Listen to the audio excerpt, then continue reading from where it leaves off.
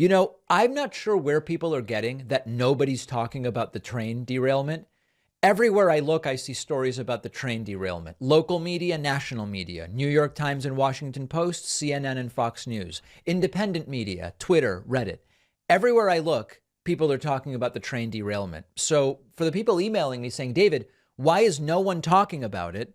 I see everyone talking about it. And one of the things that we are learning as that talking continues is that the train derailment story is quickly building and building, pointing more and more in the direction of sadly being a story about regulation.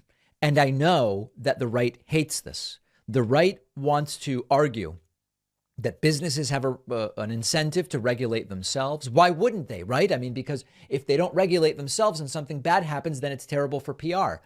Except a lot of these companies don't really depend on PR in the sense of consumer-facing businesses. So it doesn't really apply.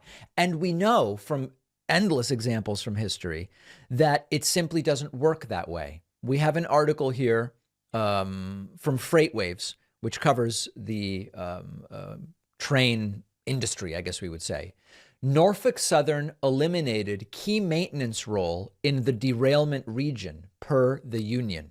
There used to be something called maintenance. And if you read the article, you learn a lot about what is going on in the world of trains. One union of rail workers has questioned declining maintenance standards following the derailment. A device that can play a role in preventing derailments is the wayside hotbox detector. It uses infrared sensors to detect bearings, axles, or other components that are overheating. And then it uses radio signals to flag rail crews of any overheated components. The rail car that initiated the derailment, we now know, had an overheated wheel bearing, according to a report from the NTSB. Wayside hotbox detectors are usually placed every 25 miles along a railroad. Their use has contributed to a 59% decrease in train accidents caused by axle and bearing-related factors since 1990. Declining headcounts have led to these mechanisms receiving less preventative maintenance, according to an official from the Brotherhood of Railroad Signalmen Union. The FRA has no regulations requiring the use or maintenance of hotbox detectors. A hotbox detector in East Palestine notified the crew moments before the train derailed. It's unclear if any hotbox detector prior to East Palestine notified crews. A surveillance video shared on Facebook from an industrial facility in Salem, Ohio, 20 miles from East Palestine, suggests the train's axle was already on fire. So there are a lot of components to this, and I have friends in the railroad industry, and I've been talking to them all about this. And we are not yet at the point where we can definitively say the problem was not enough of these hotbox detectors. And part of the reason why there weren't enough is that there is no minimum requirement for where they have to be. There are recommendations, but not a requirement for where they have to be. Typically, they are every 25 miles, but there is no actual requirement. So one possible explanation here, and again, we're all trying to learn about what happened. One possible explanation here is surveillance video showed that there already appeared to be a fire on the train 20 miles away from where it eventually derailed. And if indeed there was no hotbox detector there, even though the recommendation is that there should have been, that is an argument that were it a requirement to have those hotbox detectors, they might have been notified about this fire, which eventually led to the derailment, as many as 20 miles earlier, at which point you could have stopped the train, the fire would not have been nearly as big, and you could have conceivably prevented the derailment altogether. So that would be an example of how there is under regulation. There's the recommendation of where to place the hotbox detectors, but there is not the requirement. So it's a chain of decisions and things that take place with regulation coming down from the top.